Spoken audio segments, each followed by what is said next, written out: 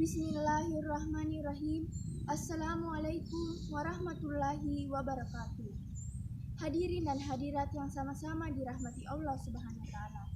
Pertama-tama dan yang paling utama, marilah kita sama-sama panjatkan puji syukur kita kehadirat Allah Subhanahu wa taala yang telah memberi kita nikmat sehat walafiat.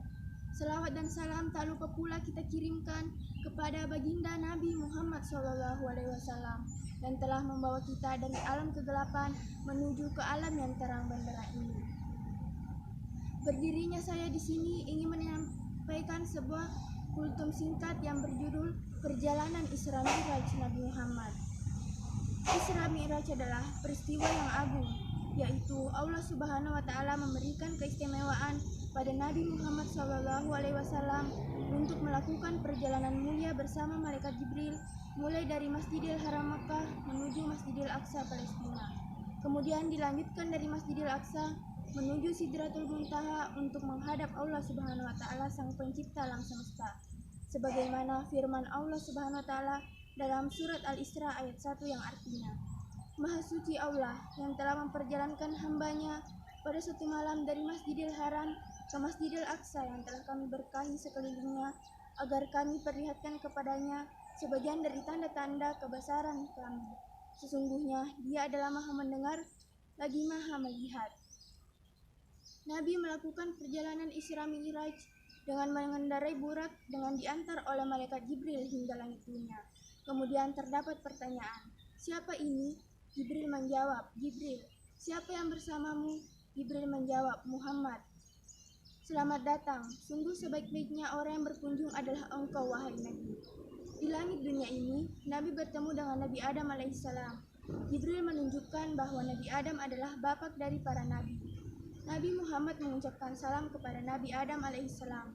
Sebaliknya Nabi Adam juga membalas salam kepada Nabi Muhammad. Perjalanan dilanjutkan menuju langit kedua. Di sini Nabi bertemu dengan Nabi Yahya dan Nabi Isa. Di langit ketiga, Nabi Muhammad bertemu dengan Nabi Yusuf. Di langit keempat, Nabi bertemu dengan Nabi Idris.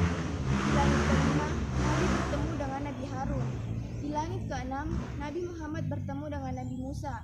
Nabi Musa menangis karena Nabi Muhammad memiliki umat yang paling banyak masuk surga, melampaui dari umatnya.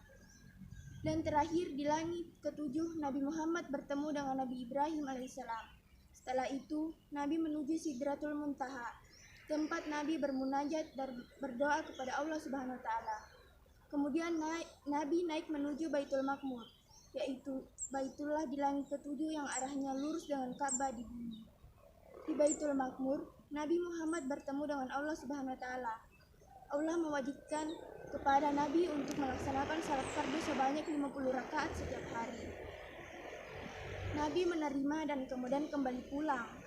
Dalam perjalanan Nabi Muhammad SAW bertemu dengan Nabi Musa alaihissalam. Nabi Musa mengatakan bahwa umat Nabi Muhammad tidak akan mampu dengan perintah salat 50 rakaat sehari. Nabi Musa mengatakan umatku telah membuktikannya. Lalu meminta kepada Nabi Muhammad untuk kembali kepada Allah Subhanahu wa taala. Mohonlah keringanan untuk umatmu. Kemudian Nabi menghadap kepada Allah dan diringankan menjadi 10 kali.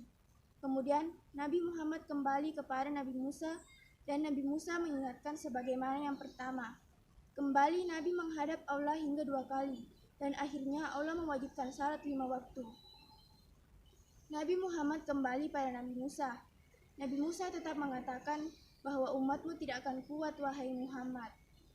Nabi Muhammad menjawab, saya malu untuk kembali menghadap pada Allah. Saya ridho dan pasrah kepada Allah. Dari peristiwa Isra Mi'raj Nabi Muhammad, pelajaran yang dapat diambil adalah kewajiban menjalankan salat 5 waktu bagi setiap umat muslim. Demikian kultum yang dapat saya sampaikan, semoga dapat bermanfaat bagi kita semua. Apabila ada pengucapan kata dari saya yang salah, saya memohon maaf sebesar-besarnya. Wabillahi taufiq wal hidayah. Wassalamualaikum warahmatullahi wabarakatuh.